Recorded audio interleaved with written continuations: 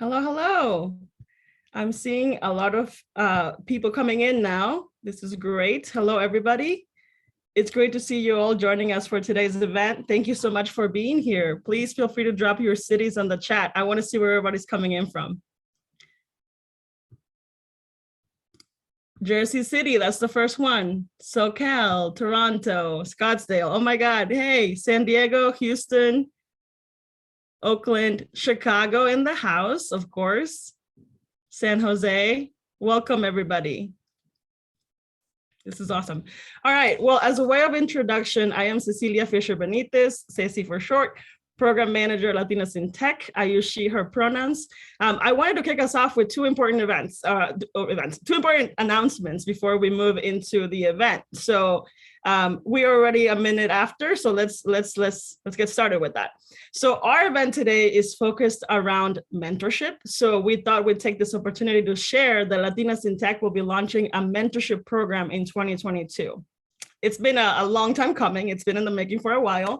And right now we are currently in the process of conducting research that will help us design a mentorship model that is both intentional and meaningful. So if you're interested in receiving mentorship, please help us by answering this quick survey that I will now drop in the chat. You can do the survey now, or you can do it after. It's up to you guys. We'll also be following up over email after the event with this link.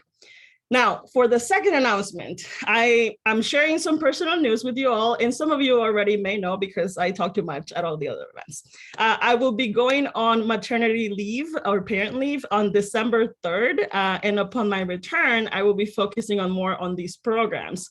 So I want to do a formal introduction to our new event manager, Juanita Estrada. And thank you, everybody. Juana is joining us from Chicago as well. No, we did not know each other before this, but I am passing the event baton to you, Juanita. Please take it away from here. Thank you so much, Ceci. I'm really happy to be here.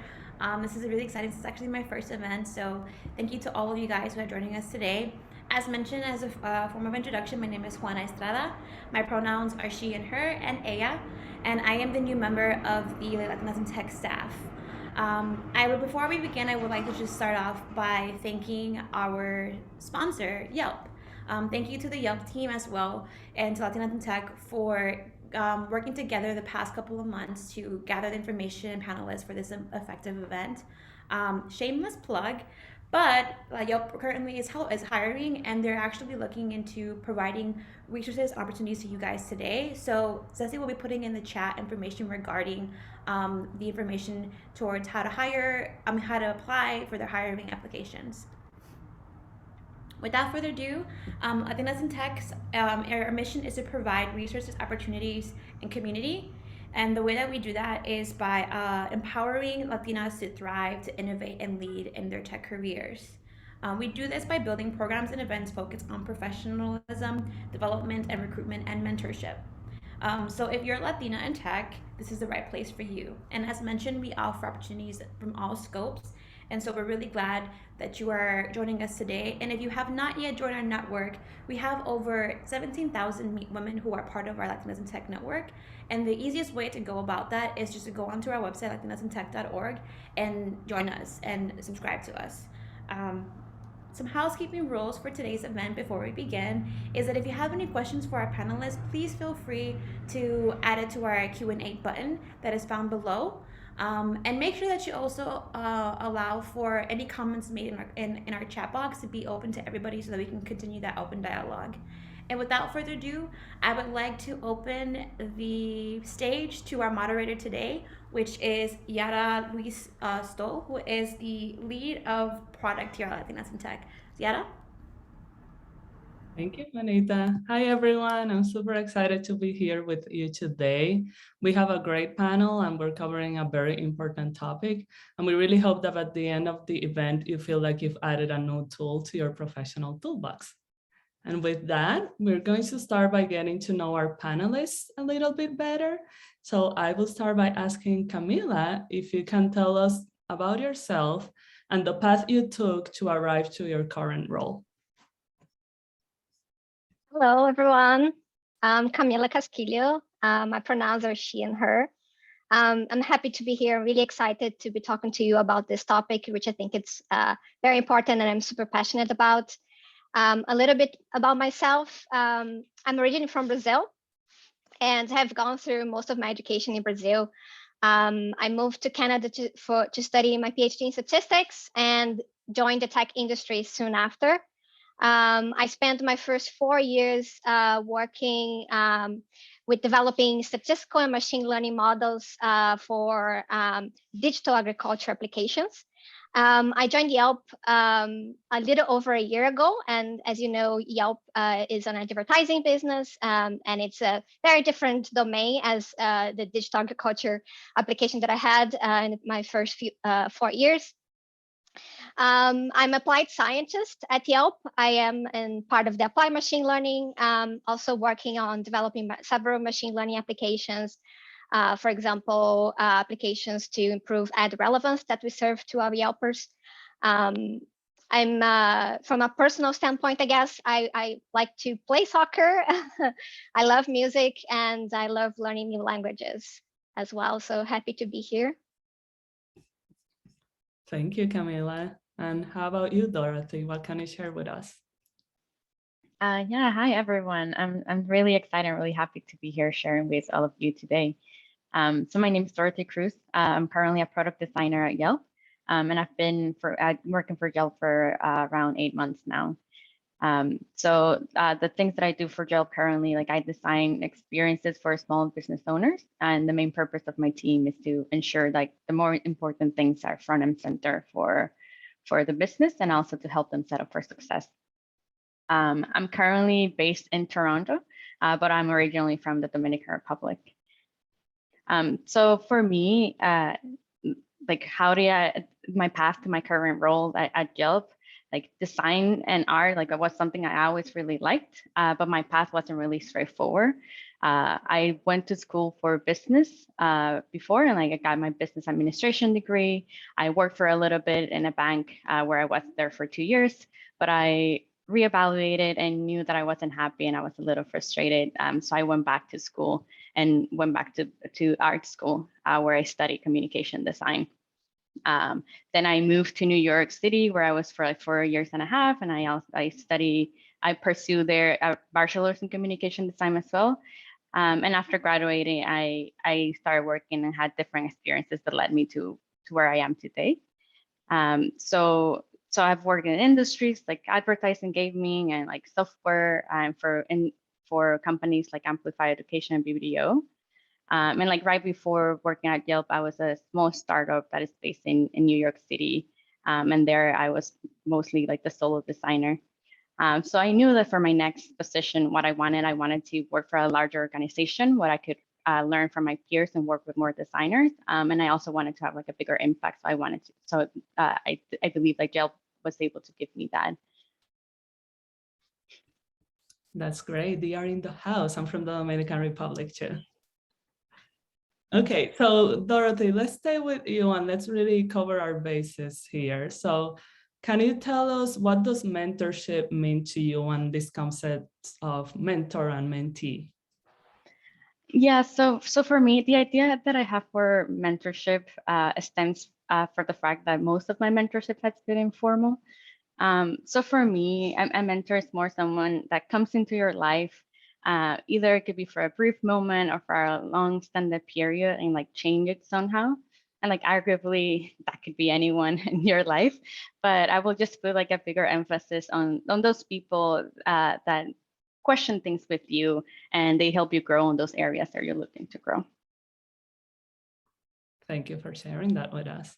Okay, so let's kick it over to Camila. Camila, can you tell us about the kind of mentors you currently have or have had in the past and the steps you've taken to form that relationship? Sure. Yeah. So in the past, I've had mentors that I would describe like peer mentors, but also mentors that focused on career development. They generally started in the context of a work environment. So I basically in the same I was working at the same company, and the way that I went through like establishing those mentorship relationships was first through some reflection. like identifying things that I aspire to do, aspire to be, and identify that, like, if there were some individuals that displayed those things. The mentorship relationship started usually through initial conversations, introducing very informally, and then initiating something more formal in the context of highlighting like specific interest that I had, and whether this person could help me, had the experience that could have the ability and the availability to help me go that way. At Yelp, for example, we have a mentorship program, a lot of mentorship programs, and they made this process a bit easier by matching individuals to mentors, depending on their interests. So you have a pool of mentors, people that are interested in mentorship, and a pool of mentees who give some high-level suggestions about what they're looking for. And this, after they get matched, it's kind of makes it easier and less awkward for you to perhaps initiate the mentorship yourself. That's has been really helpful for me as well. I'm currently part of this program. Yeah, so I guess these are like my most common ways that I've experienced mentorship in the past.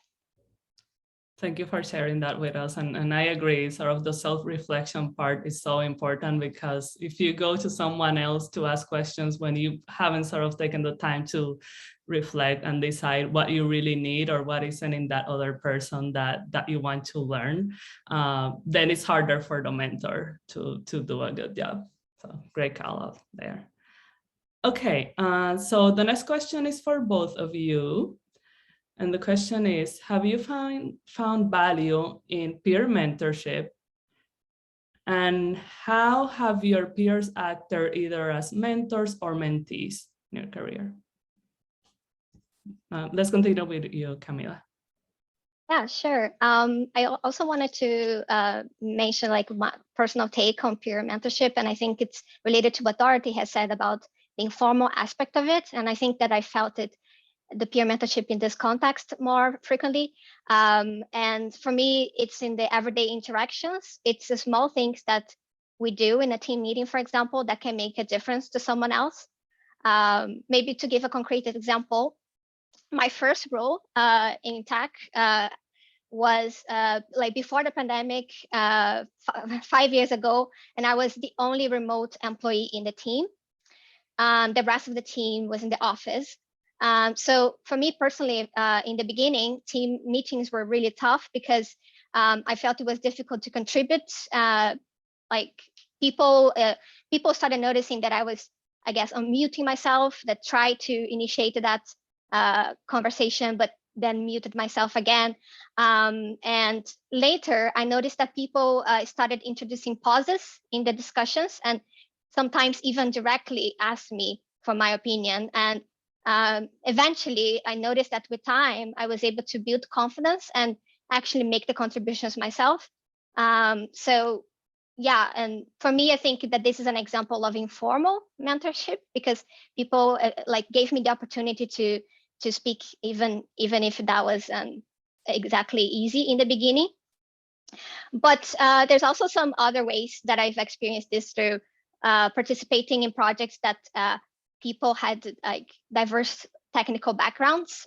So sharing project updates, for example, we would make sure that people, like, we would make sure to share enough background information on a topic, even if that topic was not specific there for their role, but enough that they would understand and could perhaps learn. And ultimately, I ended up learning a lot of things that outside of my direct role, direct accountabilities, but also through these people taking the time to give some more background context and help me learn. And I think that myself trying to strive to do the same, I think I'm hoping that I also helped people to learn a little bit more about the things that I had a little bit more experience on and expertise on. Thank you for sharing that. Dorothy, how about you? How has your experience with peer mentorship been? Yeah, so for me, like I definitely agree with Camila. Like there's so much to learn from your peers, and the day-to-day that you spend with them is really valuable. And I feel like now is when I'm doing more external outreach for mentors or participating in the mentorship programs that Yelp has. But during most of my career, like I've relied and looked up to my peers for that learning. So I had a mentor in the past, like similar to what Camila mentioned. It was my first job. I was just starting out, and I was really afraid of speaking up. And she gave me a voice. Like she found opportunities for me to speak in the meeting, and she also encouraged me to believe in my ideas. Uh, Something she also did, like at that time I was working in the gaming industry, and like she gave me this children's book called What Do You Do with an Idea, which is basically that story of a boy that gets an idea, is afraid of sharing it, but after nurturing it and working on it instead, like he learns of the impact that your idea can have, and that definitely got to me. Um, I also had a mentor when on my first internship, which was on an advertising industry, that he took it upon himself just to teach me about the industry. Like I was just right of school, I didn't know what was going on, and he just taught me a lot. But he also taught me a lot about like prioritizing myself. Because like especially in that industry that values a lot like the grinding and overworking. I also think that because you're spent that day to day with your peers, like they're also most likely to know you a little better and like be aware of things that you're not aware of. And like I remember like I had a mentor that she would work with me to like help me identify my strengths and weaknesses. And once I was ready for my next step, like she also helped me prepare for internships and review portfolio work with me. So that was definitely really valuable. Um, but I'll say that one of the most important things I learned from one of my peers was like she taught me to treat everyone the same, no matter the level they're in, and to start building connections with your peers from day one. I was really shy, and I'm still really shy, but I try to put myself out there. But I remember like she had just started her job, and she just willingly set up one-on-ones with everyone, including me, which at the time was an intern, and she was a senior designer. So yeah, I definitely see a lot of value, and I'm always looking forward to learn from my peers. Yes, that's really great advice for sure. And I really like that we're seeing sort of a team. I see that people are commenting about it too, that even with these peer mentors, it's not always going to be guidance about the actual work you're doing, but also how you do it. And sometimes about how we are taking or not taking care of ourselves and how to get better at that too. So that's really wonderful. Okay, so moving on to our next question. Dorothy, how has mentorship influenced your career path? So I definitely can say today that I'm a designer because of mentorship. So it's definitely been tremendously impactful to my career, especially when I switched careers. So when I was at my lows, like during my job that I had in the bank and considering what to do next and what was it that I wanted to do, a friend introduced me to someone, to a designer, and she immediately took me under her wing. Like I didn't have the language then to call her that, but like that's definitely like what she was to me. Like she was a mentor. Like she invited me to her space weekly, where she worked with other designers and artists alike, and I was able to learn so much from her and from them. She also gave me this view into the design world that I didn't know existed, and like the possibilities that there were for me out there. Like she taught me about career paths and also about colleges to apply to. But the main goal of the mentorship was to like help me prepare a portfolio to apply for design school. So she like I had no idea what I was doing. I knew I wanted to go to art school and pursue that passion. But she helped me like by giving me assignments, like teaching me how to use programs like Illustrator and giving me feedback. Another thing that she did for me, like she provided me with guidance and connected me with other artists and teachers that she thought I should reach out to because they could also help me build like projects for that portfolio. And she did all of that just willingly and for free, which at the time was definitely like something I needed. So yeah, I can definitely say that I'm a designer because of that. And in terms and during like school, like teachers as well impacted a lot in my career. But there was one in particular that, thanks to her, it was the first time I learned about UI, UX, and product design, and saw that as a career path that I could follow. And that's where my interest it started. Yeah, so it has definitely impacted a lot. Yes, that's a great story. And I have to say, I know you mentioned sort of, especially during transitions, that's a time where you really need to rely on peers and mentors and sponsors.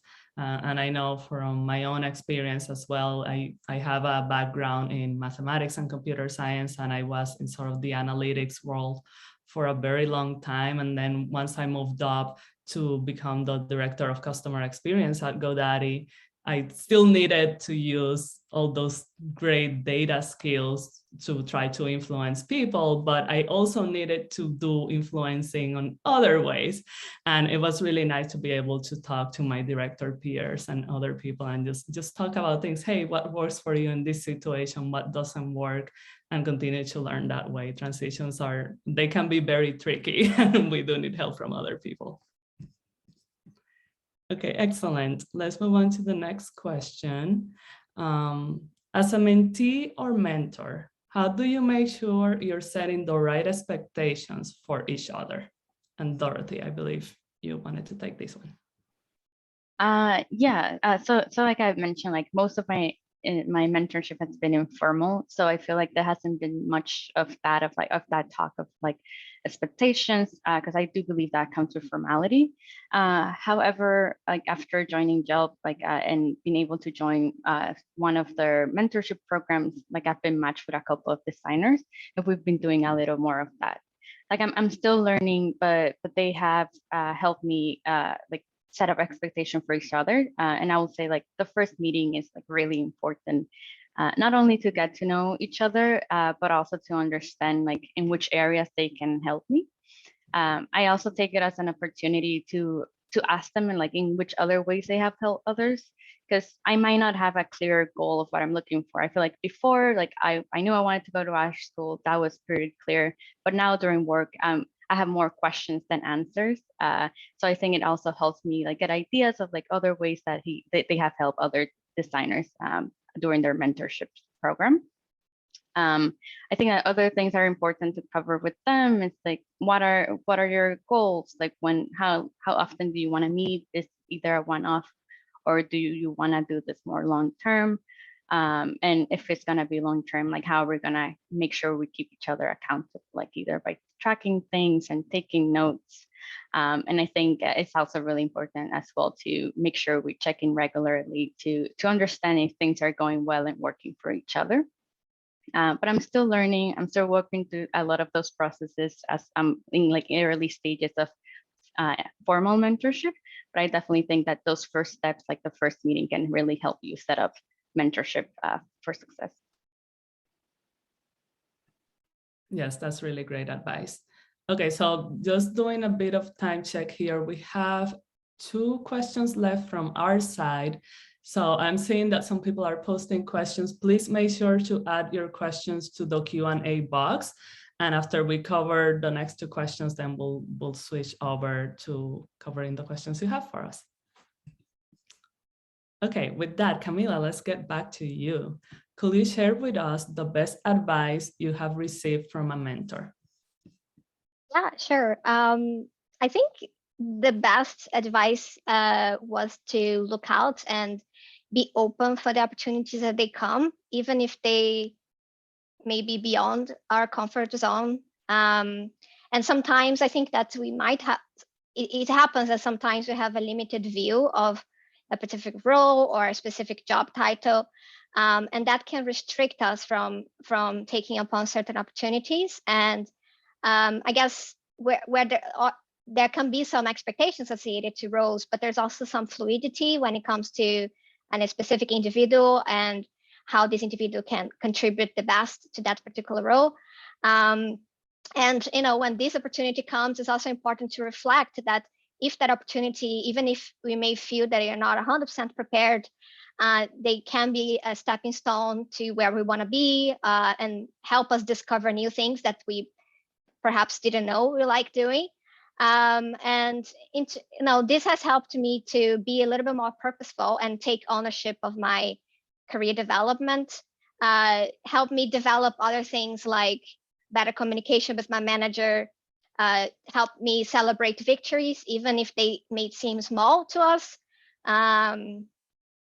Helped me prioritize and invest time on things that actually matters the most to me, that things that I'm passionate about, that are on track, on the things that I aspire to be, and also to help me feel more confident about building relationships beyond my team, which not only can help your team from a technical standpoint, but also getting visibility of the aspirations that you might have. And when it comes to the opportunity that you might be looking for, if they arise, then people will be more likely to remember that you're interested in and consider you for these opportunities. So it's more about being open and watching out for these opportunities. That is truly great advice, and I can share with all of you that it's something I didn't do quite well when I was earlier in my career. I remember when I started my career in the airline industry, I really loved my team, and I had been there for a while, and I had an opportunity to pursue being a people manager. And at that point, it wasn't something that I was interested in. And then looking back, of course, I did wish that I had said yes, because it's easier to say yes, get that experience. And then if you don't like it, you can go back to what you were doing, but you don't know when an opportunity like that is going to present itself again. So really great advice. And I lived through that myself. Hopefully others can learn from us, my mistake at least. Thank you, Camila. Okay, Dorothy, can you tell us any advice you have for maintaining a mentor-mentee relationship in a virtual setting? Yeah, so I have to admit, I'm not really good at maintaining those relationships. That's definitely something I struggle with. But I do feel that virtual setting has made it a little easier for me. Like as an introvert, like virtual just allows me to connect with others like in different ways. So it might be a little easier because one-on-one can be a little more challenging. So there's many options. Like there's email, there's Slack, there's video calls, and I do feel that video calls have made it more at ease to do one-on-one with others, and that I've been able to practice a lot of skills that I'm able to translate into real life, like once we meet in person. So I think like my main advice would be just to first reach out, and second to just practice, because it just gets better. Like that's just a muscle that we have to exercise. Great advice there too. Well, thank you very much for covering the first part of our questions. That is the last one I had for the two of you, but I can see that we have a lot of questions on the Q&A box. So I'll read them to you and you can let us know. We have about 30 minutes left, so plenty of time. If it's a question that you both want to answer, I think that will be fine. So we'll sort of play it by ear. Okay, so question number 1 says, I have 1.5 years of experience. I would like to work overseas one day. Do you have some tips to share? This is for Andresa. What do you mean by overseas? Are you outside of the US? Maybe that will be good context. If you can put it on chat.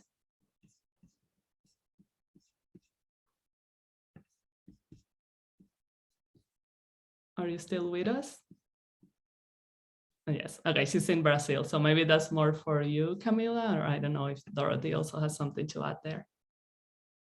Yeah, I guess I can try to share a bit more of what I would do in this case. I would say to look out for the place that you're interested in relocating to, and try to do some research about what are the roles that are usually available, and that you think that you you will be a good fit and you are interested in pursuing those. And trying to see how you can best prepare for, the interview process that, depending on the place, they might have different interview processes. I think that my experience with foreign people, I guess, has been that they go through the very standard interview process. It doesn't really matter if you're necessarily from Brazil or if you're from the US, and you can so long as you have some familiarity with the interview process and what to expect, I think that that could be a good way for you to prepare for those scenarios and perhaps land that job, the dream job that you're looking for in that location that you're looking for. I could give just my input too. I think that, like what Camila mentioned, of doing research and figure out like where is it that you want to go. There's definitely countries that have a more open policy of immigration that might be easier than others. So just look into those. I think like particularly Canada has this calls first entry if you want to look it up, but there's different tiers that you can participate in depending on the experience that you have. You could also travel for school, which that might depend if that's something that you're interested in doing back as well. But just do a lot of research and follow people that have gone through the same experiences that are sharing their experiences online. Thank you for sharing that with us. Okay, and the second one is not quite a question, more of, well, Crystal wants to know if we can all connect on LinkedIn. So I will say anyone who's interested, please post your LinkedIn profiles on the chat and we can definitely connect that way. Next question from Terry. Did you have mentors in college and how did you find them? Were they Latinas or not? I can answer that question. So in college, like when I went into design, I did one part in the DR and one part in the United States. So definitely in the DR, my teachers were Latinas. In the United States, I didn't have any Latinx teachers or many colleagues, but I think it was mostly just the same teachers that I had, just during the class, like that relationship grows, and you're able to know like there are things that you're interested in learning from them, and you just take opportunities after class or outside of class just to ask them those questions. And trust me, like everyone is always willing to help if they have the time. So if you ask them and you are and you need helping areas and they're able to help you, they will definitely make the time. And if they're not able to help you, they will connect you with others that can. So that's just been the way I found it, just the teachers I've had in class. Yes, absolutely. And please make use of the office hours. I did teach at the college level for some time, and this is a recurring complaint from professors and instructors at all levels that students just don't come to office hours. So use that time, even if it's just advice that is not directly related to a problem you're solving in the class. They might be able to help you. Thank you. Okay, next question.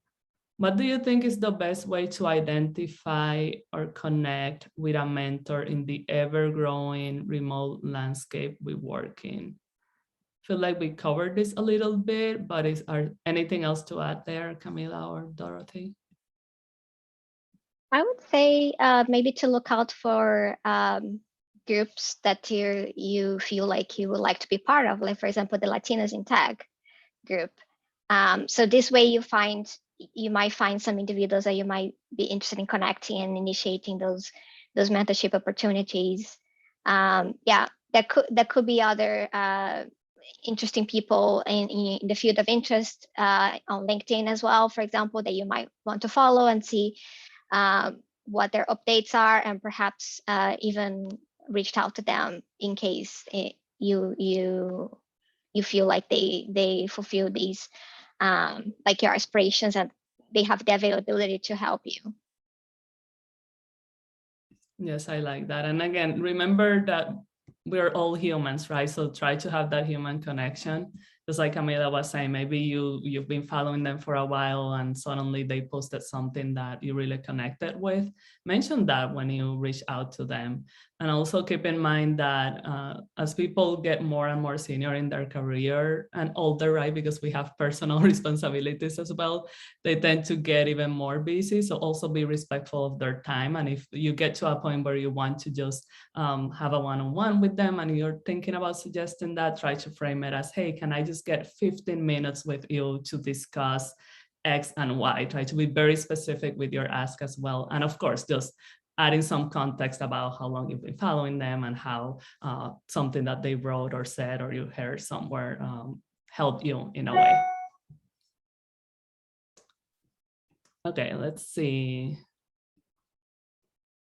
I keep having cultural differences in jobs. I interrupt accidentally in meetings because that's how we speak in Mexico as a flow in a collective. I keep coming off as a bulldozer without realizing. How can I channel this differently? Would love anyone's input. I mean, I will have a follow-up question if it's like, do you feel that you're coming off that way, or have you been told that you're coming off that way? Like maybe we might perceive it that way, but maybe others are not seeing it like that. I think others are and should also be able to know those differences, those cultural differences. And if you talk to them and explain them like how things work, like in Mexico for you, like they will probably understand that you're not doing it like in a bad way. I think it takes it because it's both sides always. For me, like it also took a lot of time, like recognizing like how the American and Canadian culture was, and learning from that, and choosing like what to keep and what not to keep, and like just staying true to myself. So I think that's just like a balance that you have to work on, but just make sure like to talk to the people you're meeting with and let them know, like I'm sure they will understand as well. Yeah, I was going to say, to add to that, if you are having these meetings on a virtual setting, tools like raising hands has helped me to keep the flow without, being perceived as, necessarily interrupting a meeting. So I'm not sure if this is something common that your team uses, but I like using these types of tools to help me find let the speaker or whomever is speaking to give me the chance to speak next whenever there is a chance. Yes, great advice. And you can also try to sort of, as they say, fake it till you make it, right? So try to hack your own brain. If you know that you tend to jump in perhaps too soon, then just make an effort to always count to 10 in your brain, maybe 20 in the beginning before you say something, and just, again, take it one day at a time and continue to improve.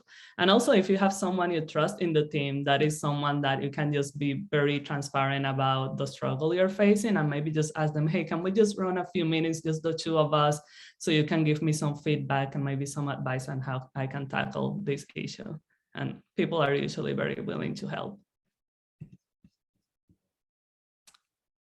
Okay, I think we already covered how do you recommend we reach out to possible mentors, right? Anything else to add there? I believe we covered LinkedIn, following people. I mean, if you're in a conference, just paying attention to what they're saying and can follow up after that. Peers as well. Anything else we haven't covered in that area?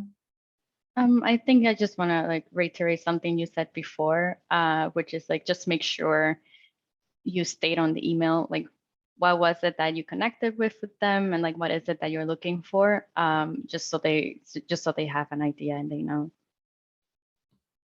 Yes, I agree. Okay, next questions. Do you guys have someone whom you consider to be your mentors? If yes, why do you consider them mentors?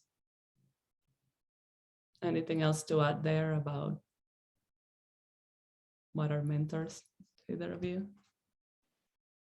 Like I think I said on the beginning of like the mentor could be short term and long term. Like if you see it that way, like anyone could be a mentor for like even one question of like, I want help preparing for interview, and you meet with them once, like then mentor you that one time.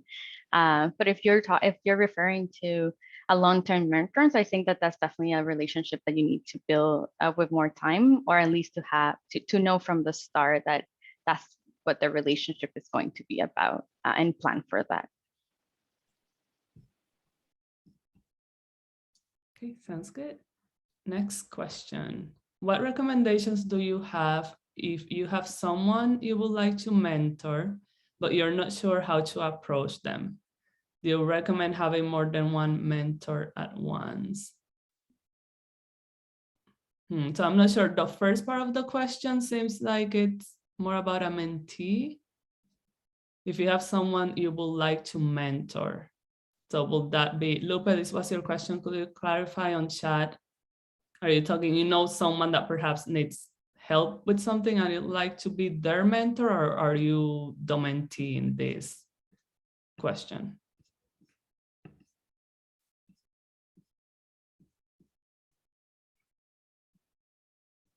Okay, she will be the mentee. So let me read the question again. I feel like we might have covered it already. What recommendations do you have if you have someone you would like to be your mentor, I guess, but you're not sure how to approach them? So yes, I think it goes back to just remember this is a human being, right? So try to form a human connection. Just have a very specific ask for them. Maybe the very first meeting is, hey, can we just have a one-on-one to get to know one another? I saw you doing X at this time, and I'm just really like the way, I don't know, you present, or the way you created this document. Just try to find a connection there and start a conversation, and then from there on you can see if being mentor and mentee could work out. Yeah, and I also just wanted to add in a question relating to numbers, or whether you should have multiple mentors. I think it really goes back to your objectives and making sure that you find the right priorities. Oftentimes I find it easier to establish like top 3 things that I can do that I want to do in a short period of time, for example, and try to identify one individual or multiple that fulfill that. Sometimes you might need to but sometimes the single person can fulfill all of those things. And I think it really depends on doing your personal reflection first and being clear about what it is that you want to achieve. And to be honest, that is not that easy. I think it's easier said than done.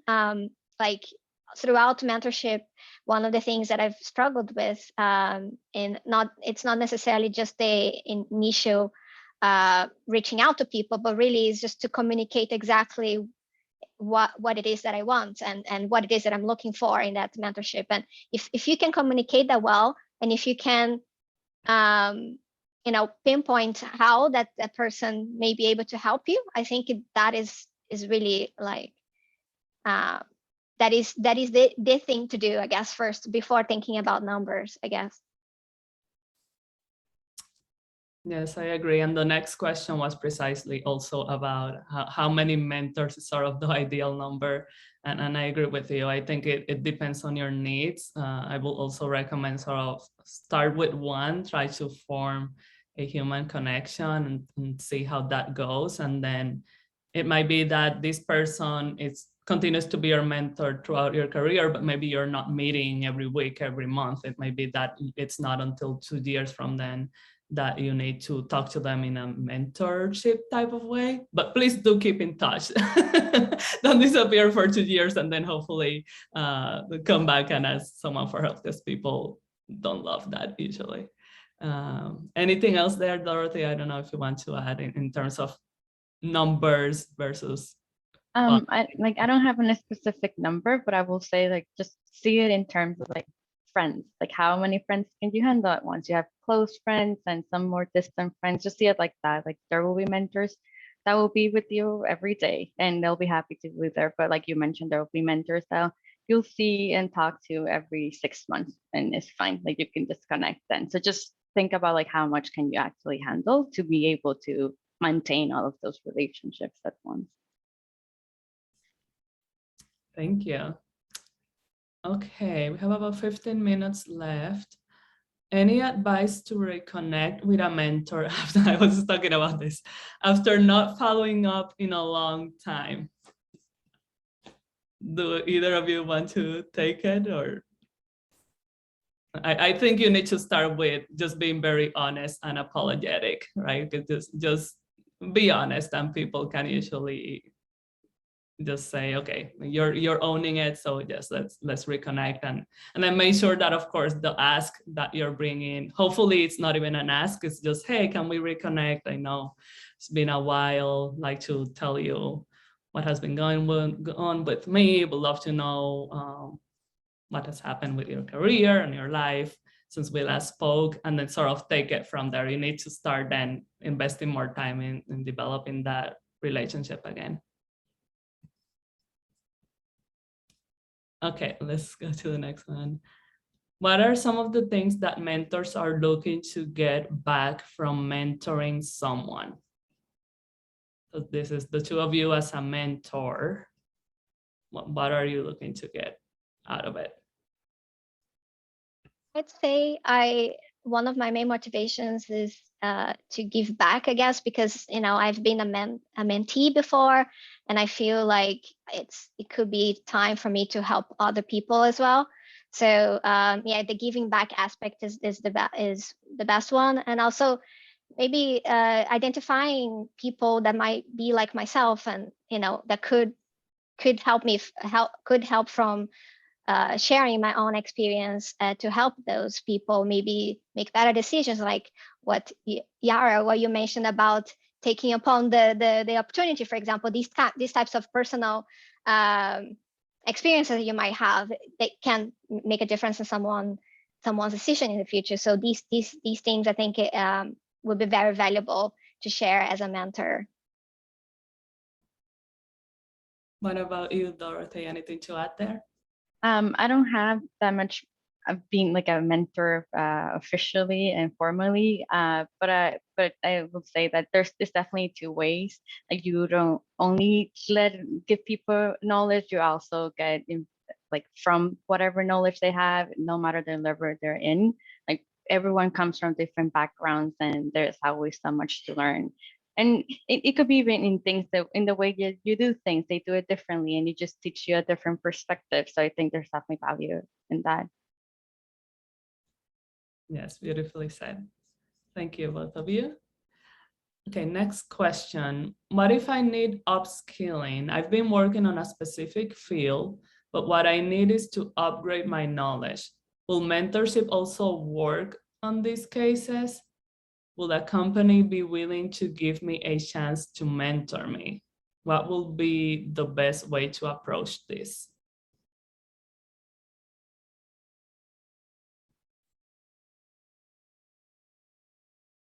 Would you like me to repeat it again? I can start with some pointers. I would say really understanding what it is that needs upgrading. I guess upgrade your knowledge. What are the specific tools or specific things that you feel like you want to develop on, and try to prioritize. Are those the ones that are that could be beneficial for the role that you're looking for next? And I think that the exercise, kind of going back to the suggestion that I had, is like the prioritization and taking one step at a time, I guess. It could be the very first thing to do. And when it comes to if mentorship could be helpful for that, once you've done that exercise and identify the opportunities, sometimes it could be helpful to have establish a relationship with someone that might have experience with those things that you want to get some more familiarity with. Maybe they can help you realize, okay, maybe this path for you is focusing on these three things under this umbrella of topic that you're interested in. Could be the most common thing that you would be exposed on in this role, for example, and helping you see this way, helping you shape a better direction for your own plan.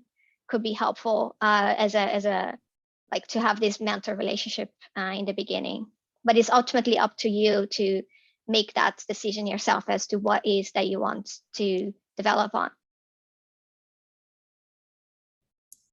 I could add to that as well. Like if where you're working right now, you know someone who has those skills that you want, like try reaching out to them.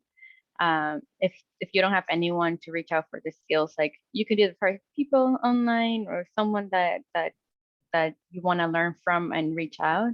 But if not, like upgrading your knowledge, like but what I understand is for like learning new things and like staying up to date in the industry. So there's definitely many other methods that you can follow to accomplish that. Just there's a lot of like newsletter and YouTube videos that you can also learn just to try to self teach yourself first, and that definitely opens for more opportunities and for better conversations with others that might be able to help. Thank you both. Okay, next question. A lot of women of color are often overtapped for mentorship. What's the best way to deal with this?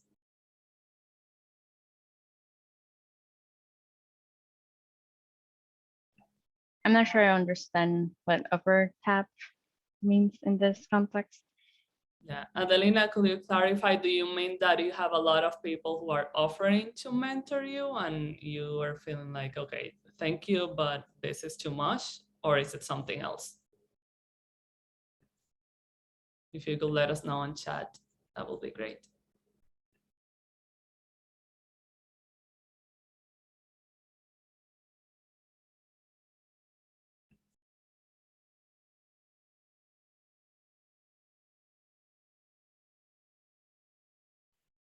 Oh, so it's the other way around. So she's saying they are often asked to mentor a lot of people and do a lot of extra diversity and inclusion initiatives, as often we are the few in the organization. Like this hasn't been my experience. I'm not really sure if I have anything of value to add there. Just to say, just speak up if it's getting to be too much. Yeah, I would second that. But also, I would like to say that ultimately, the decision of whether you can mentor someone is also dependent on your interest as well. So I think you shouldn't be afraid to, prioritize and say I might have enough mentors, or I'm not ready to do this mentorship now. So making sure that you communicate that to people if you're experiencing that. Yes, I agree. You could also sort of ask around and say, okay, yes, at this point, I really don't have the bandwidth for this, but if we put a communication out to the company and ask who else would like to be a mentor, and maybe then just give that opportunity to someone else who might want to do it, but has never been asked. And I know you're saying, well, there are very few of us in the organization, but it might not be a Latina, but there are a lot of allies out there that could also help. So just sort of opening the door to that could help you pivot that conversation and free some of your time. Okay, last question. How do I market myself with no industry work? Current master's, PhD, how do I market my academic experience?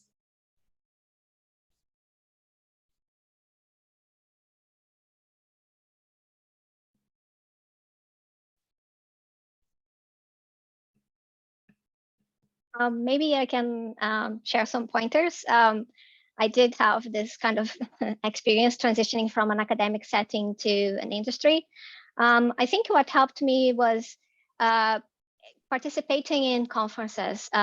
Oftentimes in conferences, you do have not just the academic component of the conference itself, but also there's a lot of technical like companies that actually go to those conferences to talk about how academic people can contribute on a non-academic setting, and start building relationships in those conferences if you're able to. I know it's a bit tricky now because of the pandemic, and I'm not sure if live conferences are going on at the moment. But I think, for my case, for example, it happened that I was giving a presentation at a conference, and someone reached out to me at the end of my talk saying, "Hey, I'm from the Climate Corporation, and we do have a lot of people like you, and we work on a lot of applications similar to what you're doing right now in your research. And if you want, you can meet us to like this, grab a coffee and meet us. And we have like this mini event at a conference." And I went and discovered I didn't know about the Climate Corporation then. And eventually I joined a long time later, after I decided that I wanted to transition to a tech industry. I reached out to them saying, "Hey, I'm actually interested in going through the interview process." They already knew me. But if you don't have these types of experiences, I would say try to view your academic experience as problem solving. It's not easy in academic. I don't think it's necessarily easy in any other industry either. But I'm just saying it can be particularly hard at academia, because you can feel very lonely sometimes. Depending on the project you're working on, you're focusing on your thesis, and it usually just yourself and your supervisor. So being able to reach out and kind of get some visibility of your research, perhaps to companies and to those opportunities that I mentioned, like conferences and some events that the companies might carry out to attract you. That could be that thing that has helped me in the past. Thank you, Camila, and thank you, Dorothy. And with that, I'll pass it over to Juanita so she can help us, I guess, land this plane, if I keep with the airline analogies. Thank you so much, Yara, and thank you so much to our guest speakers today. This is a really impactful and insightful conversation, and I'm really happy that we all had the chance to connect. I do see that in the chat, a lot of us have shared our LinkedIn information. So again, just feel free for a moment to share that information below in the chat. That way you guys can connect further on in the conversation outside of this room, this Zoom room. Again, also too, just to reiterate, as I mentioned earlier on in the presentation, Yelp is hiring, and they're actually looking on sharing that information with our guest today in an event. So feel free to go ahead and click on that information below to connect with those opportunities. And thank you again to all of our guest speakers and to the members of Yelp team for being part of this conversation. And with that, I hope that everybody has an amazing rest of your day. And shout out to all of you guys who are tuning in today internationally, and also to those who are visiting us here in Chicago. So, any final thoughts before we end it? Great, awesome. I see that people are actually adding information in the chat, so I'll give it a minute before we close off. Thanks, everyone. Yeah, thank you so much for having us today. We really enjoyed this. Our pleasure. Likewise, thank you so much. We'll be in touch.